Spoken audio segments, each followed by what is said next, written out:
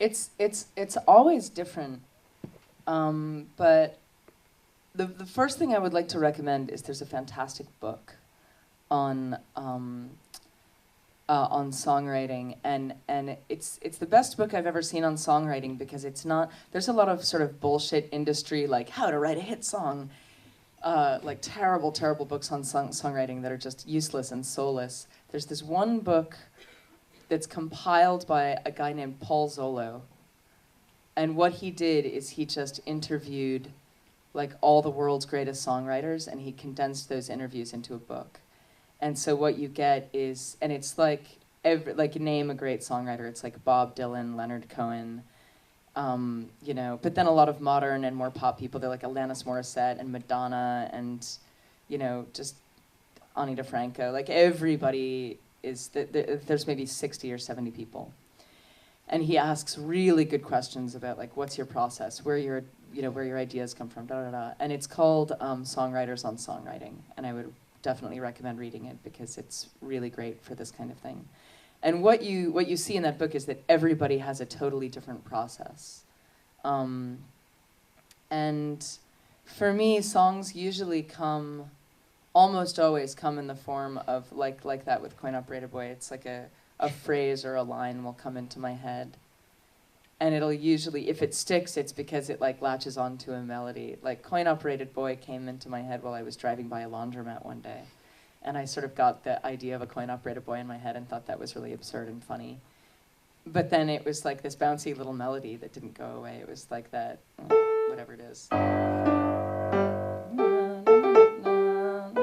Or whatever it is, I can't even play it. And it was like, oh, that sounds really right. Like, that sounds like a song that someone else has written. As soon as I think that it's a song that someone else has written, I know it's a good song. Paul McCartney once said that about Yesterday. Like, he got that tune in his head, and he was convinced it wasn't his. And he asked around for, like, a week. He sung it to people, and he was like, is this already something? And they were like, no, I think it's yours. And he was like, great, it's mine. But, you know, you find that you steal a lot of things. Like, there's only so many melodies, and there's only so many chords. And you'll, like, I find myself ripping things off all the time and just forgiving myself because that's, you know, because there's only 12 notes and what are you going to do? But like the way that'll happen is sort of like that phrase or that melody will kind of bounce around in there, and if I'm in the right frame of mind and I'm feeling kind of disciplined or I don't have a whole lot of other things in my mind, it'll start to morph into a, like, what is that song going to be about?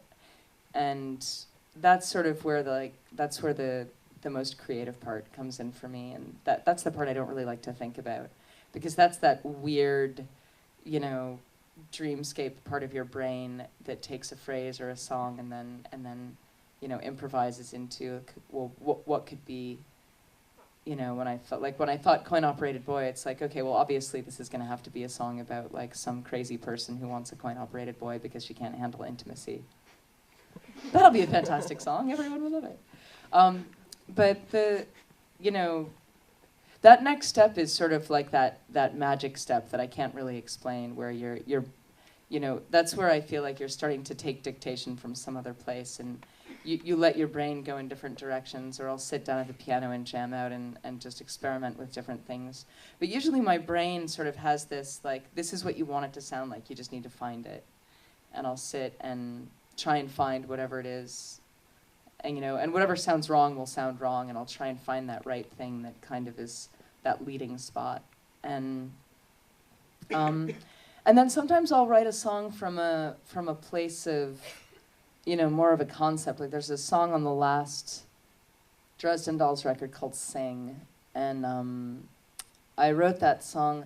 I think that's possibly the only song I've ever written where I sat down with an idea of what I wanted a song to be about. I've never really done that before. It's usually, you know, the lyric or the phrase will kind of dictate, you know, like the song will find itself through the lyrics. Like, I'll write a bunch of nonsense lyrics and say, like, okay, well, these are all the things that are spontaneously coming up. Maybe I can make sense of this and make it about something. But Sing was one of those songs where I was like, all right, I want to write a song that the audience can sing that's about, you know, basic, just like all singing in this at this concert together, expressing ourselves.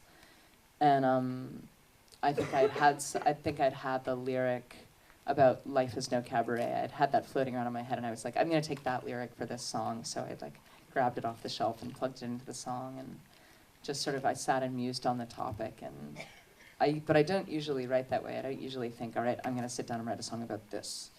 Usually it's you know, I try to figure it out as I go along. The point of it all, like that song I played first, that's the first song I've ever written on the road, because usually I write at home when I'm at my own piano and I have my little private space. And we had this sound guy on the bus with us. His name was Dave. He was great. He was our monitor guy.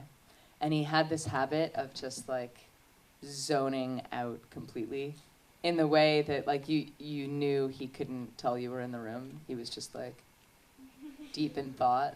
And it was amazing. Like you'd look at him and be like, Dave, and he'd be like, what? Like really bad. And it was great because like you had no idea what he was thinking about. There was just like heavy processing going on.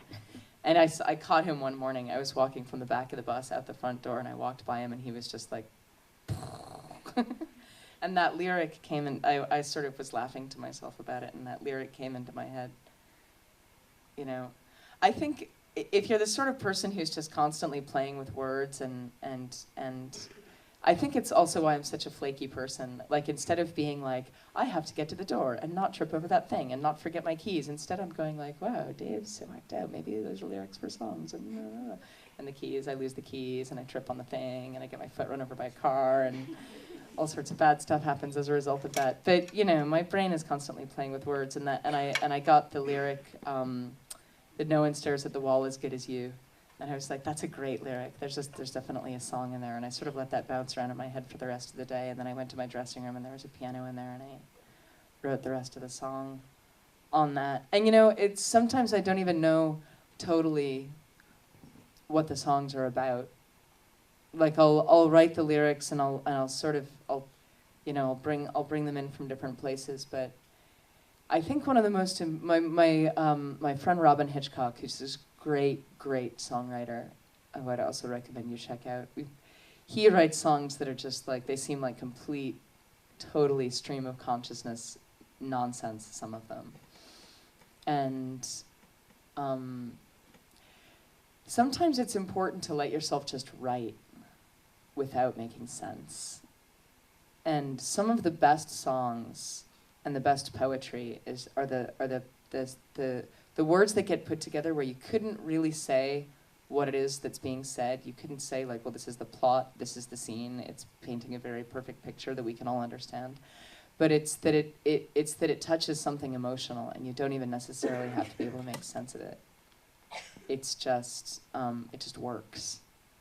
And there are definitely songs where if someone said like, well, what's that song about? I would be like, I have no fucking clue what that song is about. I just know that I wrote it, and the words all made sense together at that time. But, you know, stuff, you know, Bob Dylan songs and Leonard Cohen songs and some of the greatest songs ever written are great because they're not about anything, but they make you feel something really unnameable, and that's why music is so magical, because it can do that.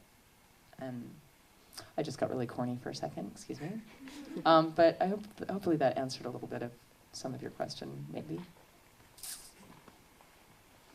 Hi.